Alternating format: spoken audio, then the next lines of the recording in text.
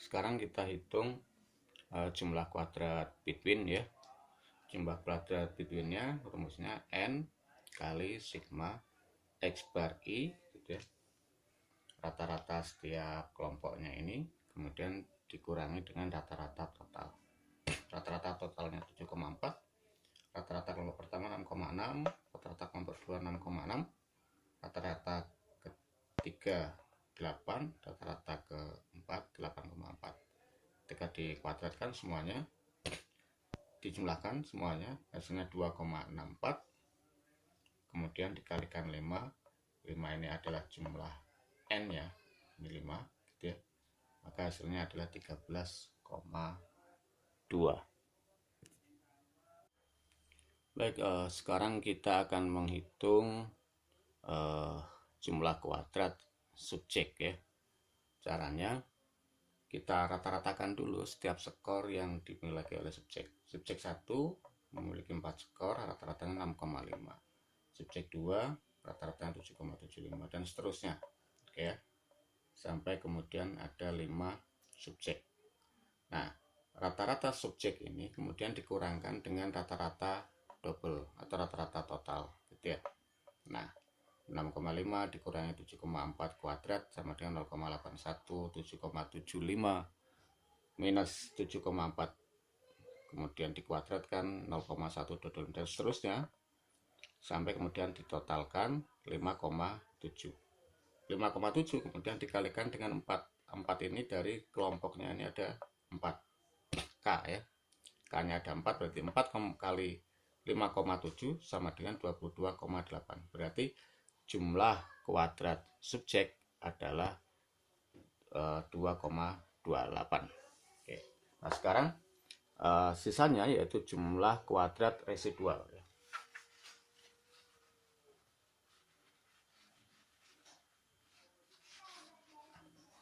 Jumlah kuadrat residual, jumlah kuadrat totalnya SS total 38,8,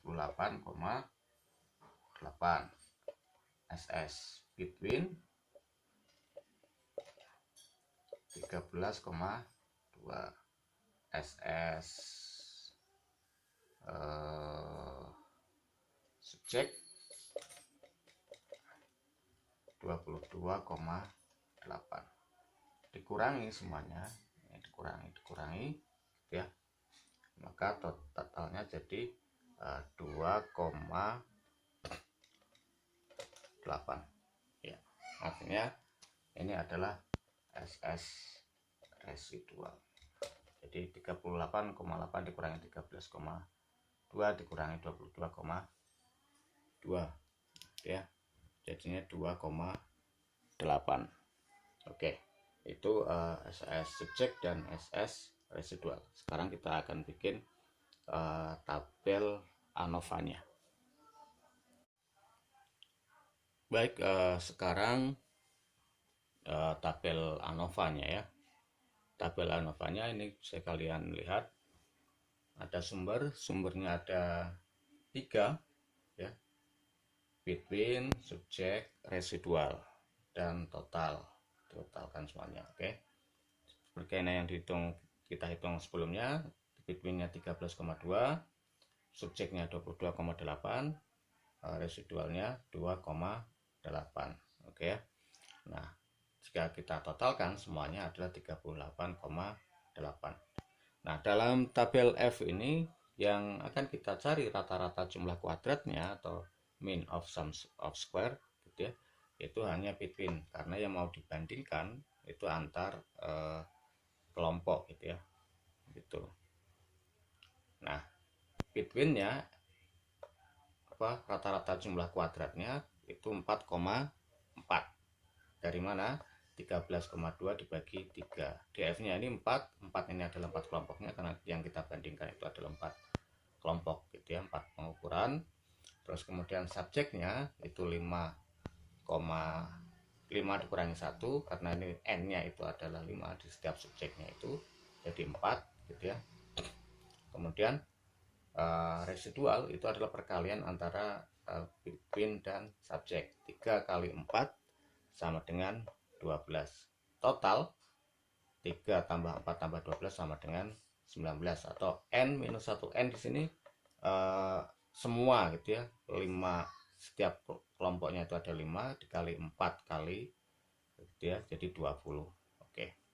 Nah, mean of sum square of mean of sum of square itu 4,4, 13,2 dibagi 3, terus kemudian 2,8 dibagi 12 sama dengan 0,233. Maka nilai F-nya 4,4 dibagi 0,233. Nah, sehingga kemudian hasilnya F-nya 18,857. Ini termasuk F yang besar ya. Pokoknya kalian kalau mau mengetahui kira-kira itu signifikan atau tidak gitu ya, nilai F-nya itu kalau F-nya besar, misalnya di atas 6, di atas 4 gitu ya, kemungkinan itu akan signifikan.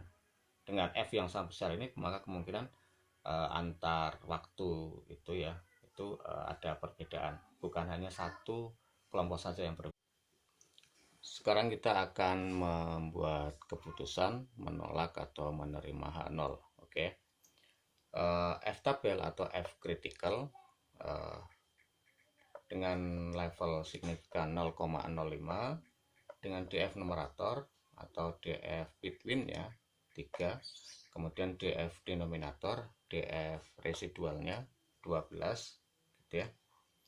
Maka hasilnya adalah F tabelnya atau F criticalnya 3,49. Oke. Saya kemudian batasnya di sini 3,49 ada di sini.